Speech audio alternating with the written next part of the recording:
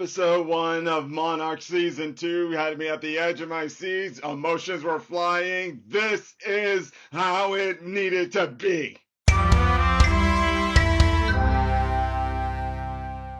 What's up, YouTubers of the world? MegaGeekMixer here to give you guys my review on the premiere of Monarch Season 2, Episode 1. Just as I said, guy, edge of my seat. I was staring at that screen completely all the time. Emotions were running high and everything was just crazy. I loved how it was tackling everything that is making Monarch show its identity. That was pretty much struggling to show in the second season, but it was being shown there. You just had to look really closely. As in the sense of consequences, human emotions, love, family, etc., etc., etc. It was nuts, but I loved it, and I love how it looks like we're getting more Titan action this time around here, because man, was it great to see Kong and Titan X. The lead up to him was amazing. I was just like, oh, this is getting nutty. It's getting good. I am just loving every minute of it. And real quick, let me just say, I'm glad we are still doing this flashback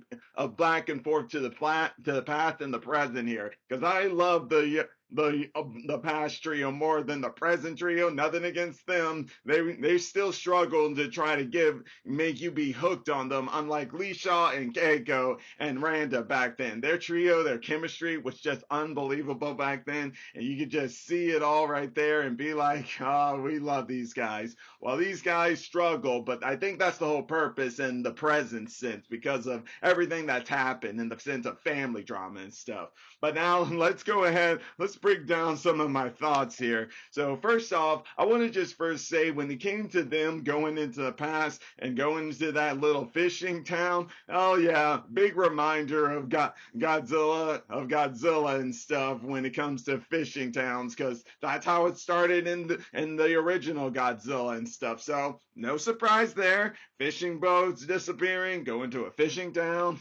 And in this sense, though, no fishing boats disappearing and stuff and everything, but stuff you hear makes you want to go there and check it out. But let me just say, Bill, when he went into that bar and did that, just screaming tourism. But hey, I can't say it like, what's wrong with you? Because it's not like any of us have done it before. Crazy. But yeah, just like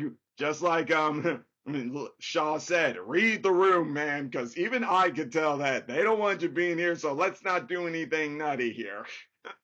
But the fossil they were keeping there, I just gotta say, that reminded me a lot about that leech from Godzilla. I mean, Return of Godzilla. That thing reminded me a lot about that and stuff.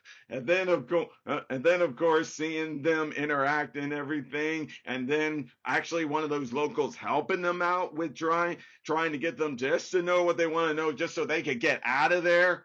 Great, crazy stuff right there. Especially since we're going to see, no doubt, in Season 2 that while they may leave, they're not leaving without seeing what they want to see. And as it's been shown here, is it really worth it all? Worth it all?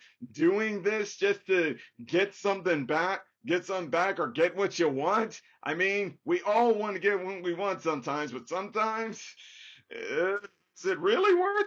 Is it really worth it? Because that's exactly what it was when it came to Kate. Ever since she got back, she thought nothing about wanting to get Lee Shaw back, because after everything he's done for her and the Randa family and stuff, she did not want to abandon him. Make no mistake, Keiko didn't want that either, but through all her experience and stuff, she's now thinking like how Lee Shaw was thinking back in the past, being smart here and wanting to do things without consequences. But this is where Kate's story is pretty much leading into Season 2. In Season 2, Kate is going to be learning the hard lesson that her folks had to learn. The consequences of your rashness, of your actions and stuff. But make no mistake, it's always like that. As humans, this is how it is. And the thing is that when we feel bad about the consequences, yes, but the important thing for us is to learn from them and try to do better for ourselves and not just carelessly make that same mistake again. And yeah, that's basically what Keiko's story is going to be told here, because with her really not just ignoring all the protocols and stuff just to get Lee Shaw back, which she did. Yep, she has the unfortunateness of bringing Titan X here. And man, one can only wonder how much this is going to piss off Godzilla, because we already saw how pissed off Kong was. Kong was beyond mad. As a matter of fact, with INEX having finally come back and was hurrying to the ocean and stuff, Kong was trying to stop him. Throughout it all, on his way, he kept looking at the plane when they got Lee Shaw and were leaving on those helicopters. He was just looking at all of them, saying, "What have you dummies done? Do you realize what you idiots did?" Ah! That's what Kong was feeling. So you can only imagine what Godzilla's going to feel. And speaking of Godzilla and Kong, I want to really quick talk about the opening. I love how the opening is. Pretty much it's similar to the first opening from season 1, but with some minor changes. They're adding Titan X and Kong, and they have Apex and Monarch there, which, by the way, temporarily working together right there. Very interesting right there. But then also the fact on how when it comes to Kurt and his son Wyatt being played by the same actor, I love how they had that image of them with the title of them playing as Lee Shaw and everything. And then there's that spot where in season 1 you had the Kate and then Kentaro with their dad and his two separate families there, with one falling off. This time you have Keiko and Shaw and Keiko and Bill, and then with Bill and hers falling off. Is that supposed to lead to something? I don't know, because I'm not gonna lie, nothing against Billy and Keiko Randa, because you can understand why they fell for each other in the first place. Especially if you watch season 1, you start to see it there. But at the same time, I'm sorry, but I prefer her with Lee Shaw and everything. It just, I don't know if it's the chemistry between the actors and stuff. It just feels so much more natural, like something you wanted. And we even see here that Keiko and Lee had a moment back in the past again, where it shows that yes, Keiko still has feelings for Lee, even though she chose Billy and everything. But she doesn't act on them, despite she has those feelings. And yeah, same goes for Lee. He has those feelings, and he never stopped, and he's not trying to be with anyone else, showing the loyalty he has for her. And even though he couldn't be with her, he still cares about Billy too. And not to mention the fact how Lee was always the one trying to warn them, can we not do this so we don't have to face some dire consequences and stuff? Because let's not forget, when it came to season 1 and the episode where they were first making that, where they found out Godzilla was still alive, Keiko said, if we can't put the greater good before our own desires, we risk losing everything. I once mentioned in a comment saying how funny how in the end, it's the exact opposite is what happened, as her doing just that made her nearly lose everything. And yeah, that's true right there. And not to mention the fact their relationship was just in the wrong place at the wrong time. That being a soldier, a scientist, 1950s and stuff. That pretty much let you know why it didn't work out. The timing and stuff just wasn't there, which really sucked. But now having said all that, though, let's go ahead and go more into Kate here. Like I said, she's about to learn the consequences of her actions. Her devotion to Lee is kind of like, you could say, what she could have with her father, or what she maybe had with her father and stuff, before finding out secret family and everything. And this is where we can also maybe see where Hiroshi got it, because he admits that with Emiko, she worked with Monarch, so they naturally had something. While with Kate's mom, he could be someone he didn't know he was outside of Monarch, something that he loved. Now he says he didn't lie to her, which we all know BS in a way. It's just more of him just not really trying to put put everything about him together. And basically, the mess ups of human emotion. He's not a bad guy. He's not a bad guy. No, he isn't. It's just humans. Sometimes we just get messy in our emotions. We don't really understand how we're handling them and stuff. So yeah, the mere fact on how Hiroshi says that it's not something like, I forget what he said there, but basically in the sense of how can you love two people? It's not something that like I said, I can't remember exactly what he says, but what he said made me understand more why Keiko probably still had love for Shaw, even though she was married to Billy. It's almost like if things had never went the way they went, maybe she might have had a family with him, had a kid with him too. So who knows on that end?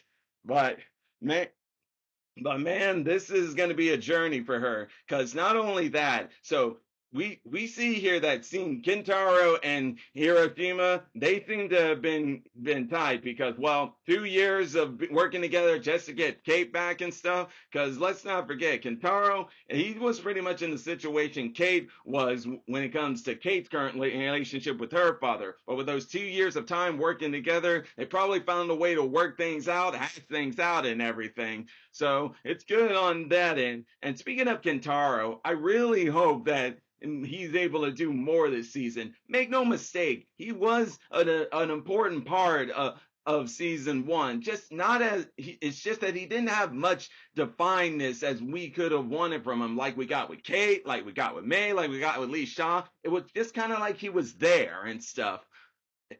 I hope we can change that up a bit because the I actually saw something on Instagram where all three of the teens I mean the actors who are playing those young teen kids, yeah, the one who plays as Kentaro, he says that his character is going to go in a different direction that everyone else won't seem to mostly agree with, but he still does it because that's the road he believes in and stuff. And I would like to think that it's something similar to what he did in season one, but this time we get more definition with them. Like we get more to understand with this character, why he's still here, why he's doing what he's doing and stuff. And who knows, maybe even get a few flashbacks to how he and his father came to have a better relationship now, the one that Kate's going to build with him in season two.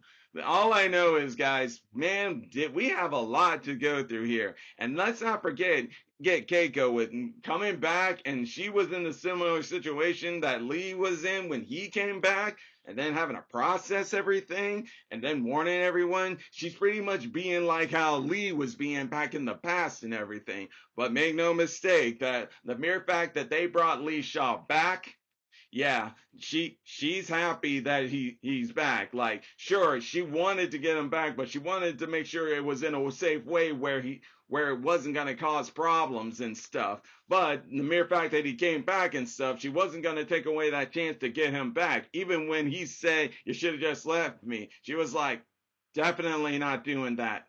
I need you." Because he's pretty much all she has left from her time. I mean, she has Hiroshi and stuff, but there's stuff that's gotta be worked on right there.